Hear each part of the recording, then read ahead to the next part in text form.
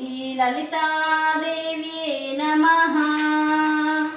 अस्य श्रीललितासहस्रनामस्तोत्रमाला मन्त्रस्य वशिन्यादिवाग्देवता ऋषयः अनुष्टं चन्द्रः श्रीललिता परमेश्वरी देवता श्रीमद्भागवतगुटेति बीजं मध्यमगुटेति शक्तिः शक्तिगुटेति कीलकं श्रीललिता परमेश्वरी महाप्रसाद सिद्धर्थे जपे विनियोगः।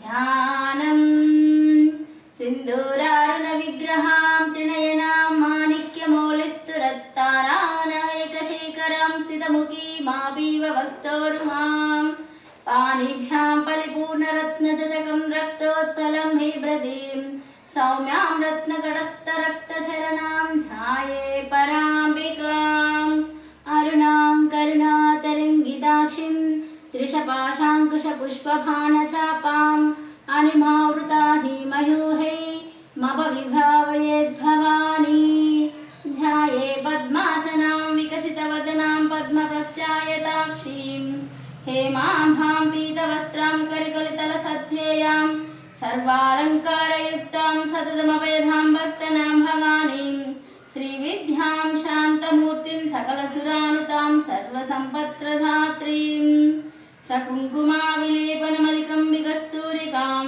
समन्दहासितेक्षणां सचलशापपाशाङ्कुशाम् अशेषजनमोहिनीमरुणमाल्यवृषोज्ज्वलां जपाकुसुमपासुरां जपविदे सर्वविद्याम्बिकां लमित्यादि पञ्चपूजां लं पृथ्वीतत्त्वात्मिकायै श्रीललितादेव्यै गन्धं परिकल्पयामि। हम आकाशतत्त्वात्मिकायै श्रीललितादेव्यै पुष्पं परिकल्पयामि। यं वायुतत्त्वात्मिकायै श्रीललितादेव्यै धूपं परिकल्पयामि।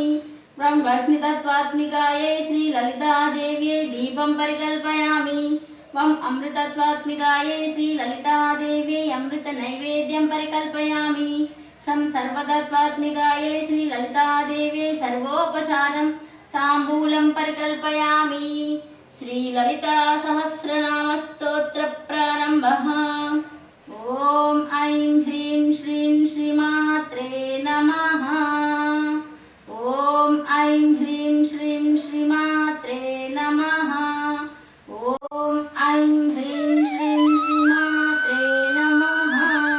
श्रीमाता श्रीमहाराज्ञी श्रीमत्सिंहासनेश्वरी चिदग्निकुण्डसम्भूता देवकार्यसमुद्धता उद्धृद्भानुसहस्राभा चतुर्बाहुसमन्विता राजस्वरूपपाषाढ्या क्रोधाकाराङ्कुशोज्ज्वला मनोरूपेक्षकोदण्डा पञ्चतन्मात्रसायका निधारणप्रभापूरमच्छब्रह्माण्डमण्डला चम्पकाशोकपुण्डाकसौगन्धिकलदत्कथा कुरुबिन्दवलिश्रेणी कलत्कोटीरमण्डिता अष्टमे चन्द्रविष्णाचदलिकस्थलशोभिता मुखचन्द्रकलङ्कारुडनाभिविशेषका वदनस्मरमाङ्गल्यगृहदोरणचण्डिका वक्रलक्ष्मी परिवाहा जलत्नीनाथलोचना नवचम्पकपुष्पाभनासा दण्डविराजिता ताराकान्तिरस्कारिनाथा भरणभासुरा कदम्बमञ्जरीकृप्तकर्णपूरमनोहरा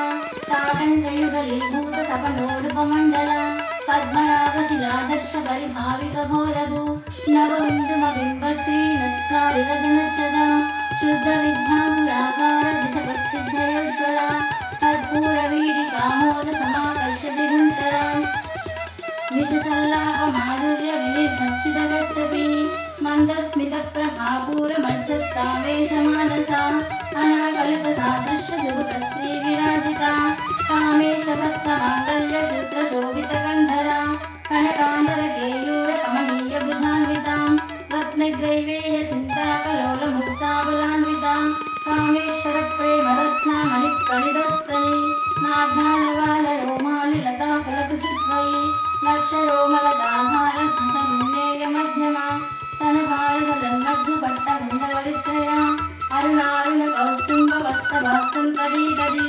रत्नकिङ्किणिकामट्टरशनानाम